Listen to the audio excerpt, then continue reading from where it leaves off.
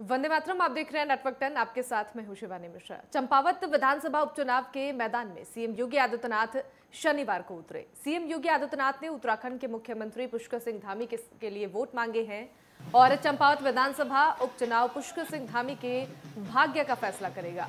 31 मई को विधानसभा उपचुनाव के लिए वोट डाले जाएंगे और इसके लिए चुनाव प्रचार अभियान रविवार को समाप्त होगा। इससे पहले चुनावी मैदान में उतरे यूपी के सीएम योगी आदित्यनाथ ने माहौल बनाने की कोशिश की है। शनिवार को योगी आदित्यनाथ ने लंबा रोड शो किया और इस दौरान टनकपुर इलाके में भारतीय जनता पार्टी के समर्थकों का जोश भी नजर आया। सड़कों पर समर्थकों की भारी भीड़ उमड़ी और इस रोड शो में सीएम योगी आदित्यनाथ, सीएम धामी के साथ प्रदेश अध्यक्ष मदन कौशिक और कैलाश गहतोड़ी भी मौजूद रहे। चंपावत में 31 मई को चुनाव को लेकर तैयारियों को पूरा कराया जा रहा है। भारतीय जनता पार्टी अपनी तैयारियों को धार देती नजर आ रही है और वहीं कांग्रेस की ओर से भी कड़ी टक्कर की रणनीति तैयार की गई है। सीएम योगी आदित्यनाथ शनिवार को करीब 11 बजे टनकपुर स्पोर्ट्स स्टेडियम स्थित हेलीपैड पर उतरे। वहां से रोड शो करते हुए गांधी मैदान स्थित रैली स्थल पर पहुंचे और वहीं इस रैली में सीएम योगी आदित्यनाथ के साथ सीएम धामी, केंद्रीय मंत्री अजय भट्ट, धामी कैबिनेट के कई सदस्य भी मौजूद रहे। इसके बाद सीएम योगी आदित्यनाथ ने जनसभा को भी संबोधित किया। भाइयों बहनों, चंपावत जनपद की स्थापना 1997 में हुई थी। ये 25 वर्ष आज आपके पूरे होने जा रहे हैं और 25 वर्षों की इस यात्रा में जो सपने चंपावत ने देखे थे, विकास के सपने, रोजगार के सपने, इस क्षेत्र के तीर्थों के विकास की, पर्यटन की विकास की अनंत संभावनाओं को आगे बढ़ाने के सपने, मुझे लगता है मां पूर्णागिरी के आशीर्वाद से सपने सब साकार होने जा रहे हैं। जब चंपावत में प्रत्याशी के रूप में स्वयं प्रदेश के मुख्यमंत्री आपके बीच में यहां पर भारतीय जनता पार्टी के प्रत्याशी के रूप में आए हैं, मैं अभिनंदन करूंगा श्री कैलाश गहतोड़ी जी का, जिन्होंने विकास के लिए स्वतः आगे आकर के श्री पुष्कर सिंह धामी जी को आमंत्रित किया और उन्होंने कहा कि मैं चंपावत से आपको आमंत्रित करता हूं कि आप यहां से आइए, चुनाव लड़िए और आपके साथ ही विकास की एक नई धारा चंपावत के अंदर बहेगी। और आज भाइयों बहनों, मेरा सौभाग्य है कि मुझे भी आपके बीच में टनकपुर में आने का सौभाग्य प्राप्त हो रहा है। और बगल में ही आदरणीय महायोगी गुरु गोरखनाथ जी का स्थान भी है और उनका चंपावत क्षेत्र का संबंध सतयुग से है। उनकी जगाई धुनी आज भी हम सभी लोगों को सत्य और धर्म के मार्ग पर चलने को प्रेरित कर रही है। भाइयों बहनों, मैं अभिभूत हूं आज महाराज जी के यहाँ आगमन पर। आप जब पिछले दिनों 3 दिन के प्रवास पर उत्तराखंड आए थे तो होता क्या है कि अक्सर हम लोग निवेदन करते हैं कि आप एक दिन यहाँ आ जाइए और हर कोई चाहता है कि योगी जी उनके क्षेत्र में पहुंचे। मैं भी प्रत्याशी हूँ, मेरे मन में भी इच्छा थी, लेकिन मैं चूंकि वो अंतर्यामी भी है, उन्होंने स्वयं ही मुझसे कहा कि मैं एक दिन गोरखनाथ जी के वहां आना चाहता हूँ, एक दिन मैं चंपावत आना चाहता हूँ।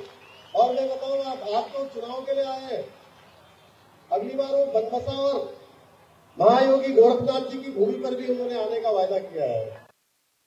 धामी सरकार ने उत्तराखंड में यूनिफॉर्म सिविल कोड का ड्राफ्ट तैयार करने के लिए पूर्व जज रंजना प्रकाश देसाई की अध्यक्षता में विशेषज्ञ कमेटी का गठन कर दिया है। ये कमेटी विभिन्न प्रासंगिक कानूनों का परीक्षण करने के बाद यूनिफॉर्म सिविल कोड का मसौदा तैयार करेगी और मुख्यमंत्री के अनुमोदन के बाद से अपर सचिव गृह रिद्धिम अग्रवाल ने कमेटी के गठन को लेकर आदेश जारी कर दिया है। वहीं पूर्व जज रंजना प्रकाश देसाई को कमेटी का चेयरपर्सन बनाया गया है। उनके अलावा रिटायर्ड जज प्रमोद कोहली के साथ सामाजिक कार्यकर्ता मनु गौर, पूर्व मुख्य सचिव शत्रुघ्न सिंह और दून विश्वविद्यालय के कुलपति सुरेखा डंगवाल को बतौर सदस्य कमेटी में जगह दी गई है। ये कमेटी उत्तराखंड में प्रस्तावित यूनिफॉर्म सिविल कोड का ड्राफ्ट बनाकर राज्य सरकार को सौंपेगी। और वहीं मुख्यमंत्री पुष्कर सिंह धामी ने कहा कि चुनाव के समय भारतीय जनता पार्टी ने अपने संकल्प पत्र में यूनिफॉर्म सिविल कोड लागू करने का संकल्प लिया था। अपने वादे के अनुरूप कमेटी का गठन भी किया गया है और देवभूमि की संस्कृति संरक्षित करते हुए सभी धार्मिक समुदायों को एक रूपता प्रदान करने के लिए सरकार ने ये अहम कदम उठाया है। इससे देवभूमि की संस्कृति पर भविष्य में कोई भी आंच नहीं आएगी। उनके अंदर धर्म और संस्कृति और अध्यात्म का केंद्र भी है, तो यहाँ की संस्कृति का भी बचाव होना चाहिए, यहाँ की कानून व्यवस्था की स्थिति भी अच्छी होनी चाहिए। यहाँ पर सब प्रकार से सब लोगों के लिए, जो भी उत्तराखंड के अंदर रहेगा उसके लिए एक समान कानून होना चाहिए। तो भाइयों बहनों, हमने इसकी शुरुआत कर दी है। नई सरकार के गठन होते ही हमने फैसला ले लिया है, हमने निर्णय कर दिया है कि हम उत्तराखंड के अंदर समान नागरिक संहिता लागू करेंगे और इसको लागू करने वाला उत्तराखंड राज्य गोवा के बाद पहला राज्य होगा। 1962 में वहां लागू हुआ था, उसके बाद से यहाँ लागू होगा और इसके लिए हमने और उत्तराखंड विधानसभा अध्यक्ष ऋतु खंडूरी भूषण ने अपने केरल प्रवासीय दौरे के दौरान तिरुवनंतपुरम में केरल के राज्यपाल आरिफ मोहम्मद खान से राजभवन में शिष्टाचार भेंट की। और वहीं इस अवसर पर राज्यपाल ने विधानसभा अध्यक्ष का पुष्पगुच्छ भेंट कर स्वागत किया। और वहीं राज्यपाल और विधानसभा अध्यक्ष के बीच केरल और उत्तराखंड राज्य में पर्यटन गतिविधियों और साथ ही विकास योजनाओं से संबंधित कई विषयों पर चर्चा हुई। वहीं राज्यपाल ने उत्तराखंड की प्रथम महिला विधानसभा अध्यक्ष बनने पर ऋतु खंडूरी भूषण को शुभकामनाएं दी और उनसे सदन संचालन के अनुभव और साथ ही उत्तराखंड विधानसभा की संसदीय कार्यवाही के बारे में जानकारी ली।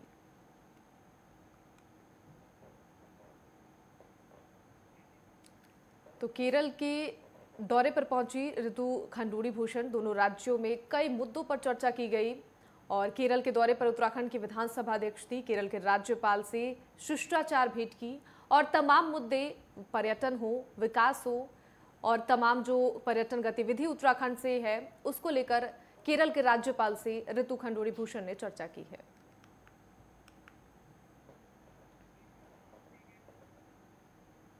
और रामनगर में वन मंत्री सुबोध उनियाल ने कुमाऊं के सभी आला अधिकारियों के साथ अहम बैठक की और वहीं उन्होंने किसी भी मामले में दोषी पाए जाने वाले अधिकारियों को सही से कार्य करने की हिदायत भी दी है। इस दौरान उन्होंने कहा कि इससे पहले महीने में 10 लोगों को भ्रष्टाचार के आरोप में जेल भेजा जा चुका है और इसलिए सभी अधिकारियों को सही से काम करने के निर्देश दिए। और इसी दौरान उन्होंने कहा कि मैंने एक परिचयात्मक मीटिंग की जिसमें मैंने सभी प्राथमिकताएं बताई हैं कि किस तरह से वन विभाग को पब्लिक फ्रेंडली बनाना है, क्योंकि हम सभी लोग जनता के लिए हैं। साथ ही उन्होंने ये भी कहा कि लंबे समय से एक ही जगह पर तैनात कर्मचारियों और अधिकारियों को तत्काल ट्रांसफर किया जाएगा और जनता की आजीविका से भी विभाग जुड़े, इसको लेकर काम करने की आवश्यकता है और पारदर्शिता के साथ, निष्पक्षता के साथ और ईमानदारी के साथ काम करने की उनसे बातें हुई। और साथ ही साथ जो मैंने आपसे कहा, मेरा फोकस ये है कि हम विभाग को जन सहभागिता के साथ चलाकर वन और पर्यावरण दोनों को बचाना चाहते हैं। ये प्राथमिकता है जो अधिकारियों को बताई गई। ठीक है, यूनिफॉर्म सिविल कोड को लेकर के सर्वोच्च न्यायालय के पूर्व न्यायाधीश रंजना देसाई जी की अध्यक्षता में कमेटी बनी है। और वही खटीमा के चकरपुर निवासी 28 वर्षीय सूरज कापड़ी की जहां 21 मई को नशा मुक्ति केंद्र में संदिग्ध मौत हो गई थी, वहीं सूरज के शव पर मारपीट के गंभीर निशानों को देखकर सूरज के परिजनों ने उस वक्त सूरज के नशा मुक्ति केंद्र में हत्या किए जाने का आरोप लगाया था। अब इस मामले में सूरज के पिता ने सितारगंज कोतवाली पहुंचकर नशा मुक्ति केंद्र संचालक के खिलाफ उनके पुत्र की हत्या की पुलिस को तहरीर सौंपकर न्याय की गुहार लगाई है। और वहीं मीडिया से रूबरू होते हुए सूरज के पिता ने कहा कि 15 मई को उन्होंने अपने बेटे को सितारगंज के न्यू लाइफ नशा मुक्ति केंद्र में भर्ती कराया था, लेकिन 21 मई को उन्हें नशा मुक्ति केंद्र से फोन आया कि उनके पुत्र की तबीयत खराब है। सितारगंज में सही हॉस्पिटल नहीं होने के चलते वो उसे पीलीभीत हॉस्पिटल लेकर आए। वो जब अपनी पत्नी को लेकर तुरंत चकरपुर से पीलीभीत को निकले तो उनके पास फिर नशा मुक्ति केंद्र संचालक का फोन आया कि उनके पुत्र की मृत्यु हो चुकी है। जब उनके घर सूरज का शव पहुंचा तो उसके शरीर में गंभीर चोट के निशान थे, साथ ही उसका हाथ और पैर भी टूटा हुआ था। पुलिस का यह भी कहना है कि नशा मुक्ति केंद्र न्यू लाइफ संचालक इस घटना के बाद से ही सेंटर में ताला लगाकर गायब हो गया है। वहीं अब वो चाहते हैं कि उनके इकलौते बेटे और 4 बहनों के इकलौते भाई को जिन दरिंदों ने बेरहमी से मारा है, उनके खिलाफ पुलिस सख्त कार्रवाई करे। इसमें आपकी पीएम रिपोर्ट आने दीजिए, तब उसके बाद हम आपकी एफआईआर दर्ज करेंगे। और जैसे ही हमारी कल पीएम रिपोर्ट आई है और आज हम अपनी पीएम रिपोर्ट को लेकर के कोतवाली सितारगंज आए हैं, तो अभी ये बता रहे हैं कि हमारे कि इसमें कॉज ऑफ डेथ आपकी क्लियर नहीं मेंशन है। ज़रूर इतना स्वाभाविक है कि इसमें मारपीट की गई है उसके साथ और उसको मारा पीटा गया है बेरहमी से। और इसके बाद ये अभी इन्होंने हमें इस तरीके से अभी थोड़ा सा आगे के लिए और डेट बढ़ा दी है कि ये कह रहे हैं कि अभी जैसे आपका दूसरा रिपोर्ट आने दीजिए, उसी के बाद हम इसमें पूरी कार्रवाई करेंगे। जिला स्तर से अपर मुख्य चिकित्सा अधिकारी एवं ड्रग इंस्पेक्टर एवं स्थानीय जो स्वास्थ्य अधिकारी हैं उनकी उपस्थिति में दो नशा मुक्ति केंद्रों पर छापेमारी कार्रवाई की गई। एक केंद्र में जो आपका जीवन दान नशा मुक्ति केंद्र है वो सीज किया गया स्वास्थ्य विभाग और संयुक्त रूप से टीम द्वारा। जो दूसरा नशा मुक्ति केंद्र था उस पर उनको समय भी दिया गया है और उनकी जो दवाइयाँ इत्यादि है वो ड्रग इंस्पेक्टर इनके द्वारा सीलिंग की कार्रवाई करते हुए उनको 1 सप्ताह का उनके द्वारा समय दिया गया। और पहाड़ की लाइफलाइन कहे जाने वाले अल्मोड़ा हल्द्वानी हाईवे पिछले आपदा के समय जगह जगह क्षतिग्रस्त होने के कारण लोगों को आवागमन के लिए यहां पर जंजाल साबित हो रहा है, जिसके चलते पर्यटन व्यवसाय को भी इससे नुकसान हो रहा है। नैनीताल जनपद के खैरना से लेक क्वार्ब तक ये सड़क 2 लाइन सड़क मार्ग का निर्माण कार्य भी बजट के बावजूद कछुआ की गति से चल रहा है। अल्मोड़ा दौरे पर आए कुमाऊं आयुक्त दीपक रावत ने चिंता जाहिर करते हुए कहा कि सड़क मार्ग की हालत काफी खराब है। मेरे द्वारा भी निरीक्षण किया गया है और सड़क को दुरुस्त करने के निर्देश दिए गए हैं और अलग से 50 करोड़ की डीपीआर बनाने की कार्य योजना भी तैयार की जा रही है ताकि लोगों को बेहतर सड़क मार्ग की सुविधा मिल सके। अपने ठीक का जो हमारी खैरना वाली सड़क है, इसको अभी अगर हम देखें तो जो खैरना तहसील है, तहसील के बाद से लेके ऑलमोस्ट क्वारब तक ही इसके हाल काफ़ी ख़राब हैं। इसमें 10 किलोमीटर में तो सड़क के चौड़ीकरण के फंड्स अवेलेबल हैं हमारे पास और योजना सैंक्शनड है, उस पर काम चल रहा है, धीरे चल रहा है। मैंने कुछ दिन पहले इंस्पेक्शन किया था और तेज़ करने के निर्देश दिए थे। और कुछ पोर्शंस में जहाँ सैंक्शन नहीं है वहाँ पे रिपेयर्स के लिए एनएच ने लगभग 50 करोड़ की धनराशि मांगी है, उसको हम परसू कर रहे हैं कि वो जल्दी मिल जाए। और आगे जाके इसमें बड़ी डीपीआर भी बन रही है जिसमें कि जो ये बार बार टूटता ये जो स्लाइडिंग जोन है इसको हम नदी के उस पार ले जाएँ, ये नदी के दूसरी तरफ चला जाए तो ये जो बार बार स्लाइडिंग वाली दिक्कत है इससे भी निजात मिले। और वक्त यहाँ पर एक छोटे से ब्रेक का है, फौरन लौटेंगे।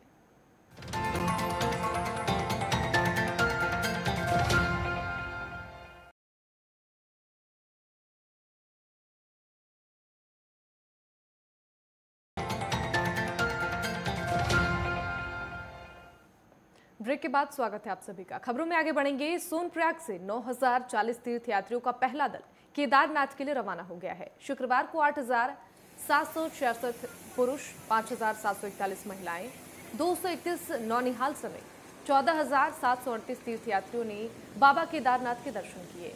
अभी तक मात्र 5 विदेशी सैलानी केदारनाथ पहुंचे हैं और अभी तक 3,67,274 तीर्थयात्री बाबा केदारनाथ के दर्शन कर चुके हैं।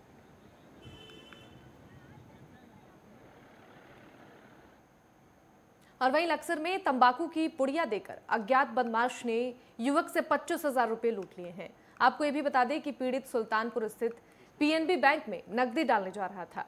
उसी दौरान अज्ञात बदमाशों ने ग्रामीण के हाथों से रकम गायब कर दी, जिसके बाद पीड़ित ने थाने में जाकर आरोपियों के खिलाफ तहरीर दी है, जिसके तहत पीड़ित की तहरीर पर सुल्तानपुर चौकी प्रभारी के नेतृत्व में पुलिस सीसीटीवी कैमरे खंगालने में जुटी हुई है। जल्दी जो चालू की स्थिति स्थानीय देखिए निरंतर एसडीएम साहब जो है धरातल पे जो है मॉनिटरिंग कर रहे हैं और कुछ समय पूर्व जो है मेरे द्वारा भी इसको शिकायत की गई कि कई बार नगर पालिका को बोलने के बाद भी वो शौचालयों की स्थिति सुधर नहीं रही थी। तो इसलिए आज एसडीएम साहब ने जो है एमडीडी और अन्य लोगों को यहाँ पर बुलाया है। ये नगर पालिका यहाँ पर हैं और जितने भी शौचालय हैं उनकी स्थिति सूझनी चाहिए और जिन शौचालयों पर जो है अतिक्रमण है उन्होंने कहा है कि ये भी हटना चाहिए। और मैं मानता हूँ कि बहुत जल्दी जो है शौचालय की स्थिति यहाँ पर सुधरेगी, जिससे कि स्थानीय लोग हों चाहे पर्यटक हों उनको।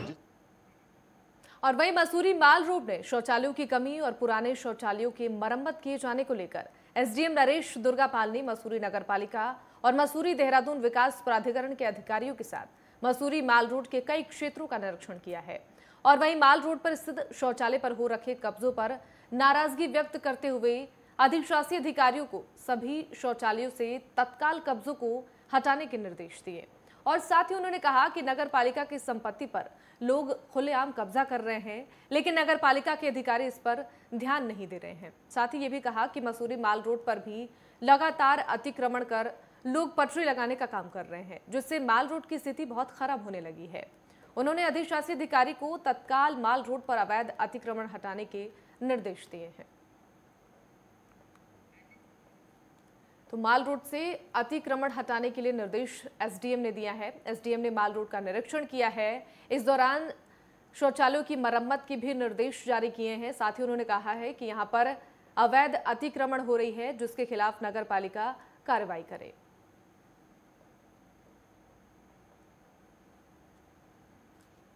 तो माल रोड से अतिक्रमण हटाने के लिए एसडीएम ने निर्देशित दिया है और शौचालयों की मरम्मत करने का भी जायजा लिया है। इस दौरान अवैध अतिक्रमण के खिलाफ नगर पालिका अधिकारियों को निर्देश दिया है। और ऊखीमठ में 8,530 फीट की ऊंचाई पर विराजमान देव देनापति भगवान कार्तिक स्वामी के तीर्थ में आगामी 5 जून से 15 जून तक होने वाले महायज्ञ और शिव महापुराण की तैयारियां जोरों पर हैं। 2 साल से वैश्विक महामारी कोरोना संक्रमण के कारण महायज्ञ स्थगित होने के कारण इस साल स्थानीय जनता में महायज्ञ आयोजन को लेकर भारी उत्साह बना हुआ है। साल 1942 से चली आ रही परंपरा के अनुसार कार्तिक स्वामी तीर्थ में हर साल जून में महायज्ञ और पुराण वाचन का आयोजन किया जाता है। उत्तर भारत में भगवान कार्तिक स्वामी निर्माण रूप में पूजे जाते हैं और 365 गांवों के कुल देवता, इष्ट देवता और भूम्याल देवता के रूप में पूजे जाते हैं। 11 दिवसीय महायज्ञ और शिव महापुराण कथा में 14 जून को बीहड़ चट्टानों के मध्य से भव्य जल कलश यात्रा निकाली जाएगी और 15 जून को पूर्णाहुति के साथ महायज्ञ का समापन होगा। और लक्सर में कल दिन ढलते ही हुई अपहरण की वारदात और उसके बाद फोन पर धमकी देकर परिजनों से 6 लाख रुपए की फिरौती प्रकरण में पुलिस द्वारा तत्परता के बाद से आखिरकार 24 घंटे के अंदर 2 शातिरों को हरियाणा स्थित पानीपत से धर दबोच लिया गया है। पुलिस के मुताबिक दरअसल इस कांड को अंजाम देने वाले नरेश और उस्मान दोनों ही पानीपत के अलग अलग मोहल्ले के निवासी हैं। दरअसल कल शाम अपहरण की फिरौती की सूचना से पुलिस महकमे में हड़कंप मच गया था, जिसे लेकर पीड़ित युवक के पिता की शिकायत के आधार पर पुलिस ने फौरन मुकदमा दर्ज कर आरोपियों की धरपकड़ के लिए एक टीम गठित करते हुए बिना समय गवाए छानबीन करनी शुरू कर दी थी। और इसका खुलासा करते हुए लक्सर के कोतवाल यशपाल सिंह बिष्ट ने जानकारी दी है कि पीड़ित युवक की लोकेशन के आधार पर विशेष पुलिस दल रवाना कर दिया गया था, जहां पीड़ित के दुपहिया वाहन की पहचान करते हुए मौके से 2 आरोपियों सहित पीड़ित युवक को भी सकुशल बरामद कर लिया गया है। और वहीं किसी महिला के जरिए पीड़ित को आकर्षित करते हुए आरोपियों ने उसे हरियाणा बुलाया, जिन्हें अब हवाला भेजा जा रहा है। शहीद निवासी ने कल सुबह एक एफआईआर लॉन्च कराई थी कि इनका बेटा 28 एक दिन पहले से गायब चल रहा है और उसी के फ़ोन से घर के फ़ोन आ रहा है कि भाई तुम्हारा लड़का अगर आप सही सलामत चाहते हो उसको तो 6 लाख रुपए दें। तो हमने तत्काल उच्च अधिकारियों को अवगत कराते हुए इसमें एफआईआर दर्ज करी और एक टीम गठित करते हुए हमने टीम को भेजा। इसमें लोकेशन के आधार पे और जो भी जानकारी मुखबिर से मिल रही थी, इसके आधार पे हमने पानीपत से कल 2 लड़कों को और जो अपहृत हुआ था इसको हमने बरामद कर लिया। और वहीं रामनगर में पुलिस ने नशे के खिलाफ अभियान चलाते हुए 2 लोगों को गिरफ्तार किया है, जिसमें पुलिस ने आरोपियों के कब्जे से 5 किलो अधिक गांजा बरामद किया है, जिसमें पुलिस ने बताया कि गश्त के दौरान आरोपियों को गिरफ्तार किया गया है, जिसके बाद पुलिस ने दोनों आरोपियों के खिलाफ मुकदमा दर्ज कर उनके खिलाफ कार्रवाई शुरू कर दी है। साथ ही पुलिस ने यह भी कहा कि नशे के खिलाफ लगातार अभियान जारी रहेंगे। हमारे द्वारा रामनगर में नशे के विरुद्ध लगातार अभियान जारी है। इसी के क्रम में हमारे द्वारा पुछड़ी से हमारी पुलिस टीम द्वारा 2 व्यक्ति को कुल 5 किलो अवैध गांजा के साथ बरामद किया है और गिरफ्तार। इसी बीच बड़ी खबर मिल रही है रुड़की से, जहां अनियंत्रित कार खाई में जा गिरी। भीषण सड़क हादसे में एक की मौत हो गई है और हादसे में 2 कार सवार घायल हुए हैं। राहगीरों की मदद से उन्हें अस्पताल पहुंचाया गया है। बहदराबाद के रहने वाले थे कार सवार। रुड़की के पिरान कलियर थाना क्षेत्र में कावड़ पटरी पर एक कार अनियंत्रित होकर खाई में पलट गई और वहीं हादसे में एक युवक की मौके पर ही मौत हो गई है और साथ ही 2 लोग गंभीर रूप से घायल हो गए हैं। आनन फानन में घटना की जानकारी पुलिस को दी गई, जिसके बाद सूचना पर पुलिस पहुंची और पुलिस ने राहगीरों की मदद से घायलों को रुड़की सिविल अस्पताल में भर्ती कराया है और शव को पोस्टमार्टम के लिए अस्पताल भेज दिया है। फिलहाल पुलिस मामले की जांच पड़ताल में जुटी हुई है।